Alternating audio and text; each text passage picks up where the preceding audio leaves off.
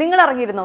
തെറ്റിദ്ധരിപ്പിക്കുന്ന പരസ്യം നൽകിയതിന്റെ പേരിൽ ദിവ്യ ഫാർമസി പതഞ്ജലി ബ്രാൻഡിൽ പുറത്തിറക്കുന്ന പതഞ്ജലി മരുന്നുകളുടെ ഉൽപാദനം ഉത്തരാഖണ്ഡ് സർക്കാർ നിരോധിച്ചത് നിങ്ങൾ അറിഞ്ഞിരുന്നോ? ഈ മരുന്നുകളുടെ പേരിൽ തെറ്റിദ്ധരിപ്പിച്ച് വാർത്തകൾ നൽകിയെന്ന പേരിൽ 2 മാധ്യമങ്ങൾക്ക് press council of India notice നൽകിയത്. ഇപ്പോഴിതാ രോഗം ശമിപ്പിക്കും എന്നതടക്കമുള്ള തെറ്റിദ്ധാരണ പരത്തുന്ന പരസ്യങ്ങൾ പബ്ലിഷ് ചെയ്യുന്നത് നിർത്തിവെക്കാൻ പതഞ്ജലി ആയുർവേദിക്കിന് സുപ്രീം കോടതി നിർദ്ദേശവും വന്നിരിക്കുകയാണ്. ഈ ബ്രാൻഡ് പതഞ്ജലി ആയതുകൊണ്ട് മാത്രം ഏത് കൊടിക്കീഴിലാണെന്ന് ആർക്കും തിരയേണ്ടി വന്നില്ല. ഏത് മായം ചേർക്കുന്നു എന്നതിലല്ല, ആര് മായം ചേർക്കുന്നു എന്നതിലാണ് പ്രശ്നം. ഏത് നിറത്തിലുള്ള പ്രൊഡക്റ്റ് എന്നതിനേക്കാൾ ആരുടെ ഒപ്പമുള്ളയാളുടെ പ്രൊഡക്റ്റ് എന്നതിലാണ് പ്രശ്നം. ബീഫ് തപ്പി വരുന്നവർ, EDയെ വിളിക്കാൻ പോകുന്നവർ, കുളത്തിൽ വിഗ്രഹം തപ്പി പോകുന്നവർ, പശുവിന്റെ പാലിൽ സ്വർണം തിരഞ്ഞവർ, ഗോമൂത്രം ഒഴിച്ച് ദളിതൻ കുടിച്ച കുടിവെള്ളപ്പാത്രം ശുദ്ധിയാക്കിയവർ, ക്യാമ്പസുകളിൽ നിരോധന ഉറ തേടിപ്പോയവർ, ഇവർക്കൊന്നും ഇതൊരു പ്രശ്നമല്ലാതെ ഒന്നും അറിഞ്ഞിട്ടില്ലെന്ന് മനഃപൂർവ്വം നടിച്ച് ഒരുതരം പ്രത്യേക മനുഷ്യജീവിതം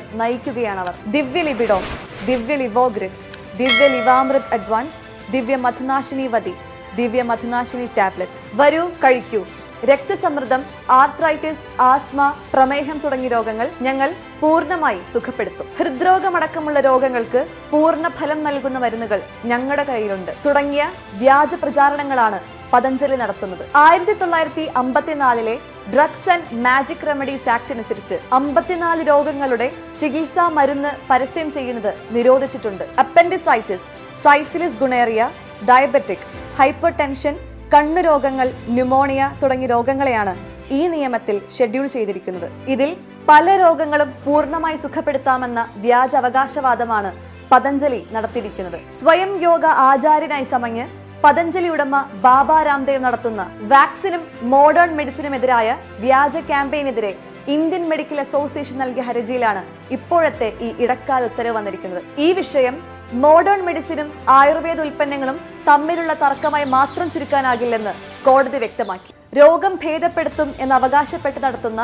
വ്യാജ പരസ്യങ്ങൾക്കെതിരെ ഓരോ ഉൽപ്പന്നത്തിനും 1 കോടി രൂപ വീതം പിഴ ചുമത്തുമെന്ന് കഴിഞ്ഞ നവംബറിൽ സുപ്രീം കോടതി മുന്നറിയിപ്പ് നൽകിയിരുന്നു. മോഡേൺ മെഡിസിനെയും ഡോക്ടർമാരെയും അപകീർത്തിപ്പെടുത്താനുള്ള പതഞ്ജലി ഉടമ ബാബ രാംദേവിന്റെ ശ്രമങ്ങളെയും കോടതി അന്ന് നിശിതമായി വിമർശിച്ചിരുന്നു. അന്ന് പതഞ്ജലി ഇത്തരം അവകാശവാദങ്ങൾ ഇനി നടത്തില്ലെന്ന് ഉറപ്പ് നൽകിയതുമാണ്. എന്നാൽ ഇത് ലംഘിച്ചത് കോടതിയോടുള്ള വെല്ലുവിളിയാണെന്ന് ചൂണ്ടിക്കാട്ടിയ കോടതി പതഞ്ജലി കമ്പനിക്കും MD ആചാര്യ ബാലകൃഷ്ണനും കോടതിയെ ലക്ഷ്യത്തിന് കാരണം കാണിക്കൽ നോട്ടീസും നൽകി. എല്ലാത്തിലുമുപരി കേന്ദ്ര സർക്കാരിന് കണക്കിന് കൊടുത്താണ് കോടതി എന്ന് വിട്ടത്. സർക്കാർ കണ്ണടച്ചിരിക്കുകയാണ്.